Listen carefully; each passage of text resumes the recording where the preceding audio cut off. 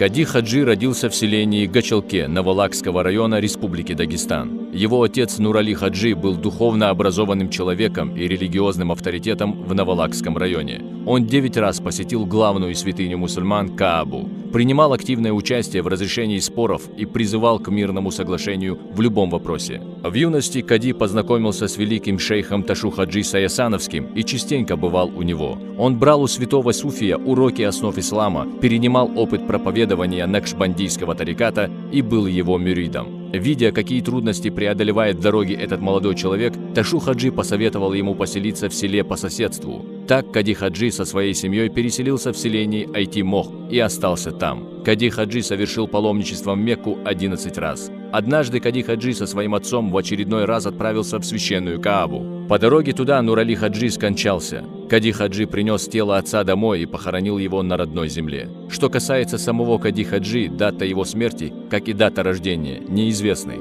а похоронен он в селении Айти-Мох. Известно одно – построить зиярат на месте своего захоронения завещал сам Кади Хаджи. Годы его жизни приходят примерно на начало и вторую половину XIX века.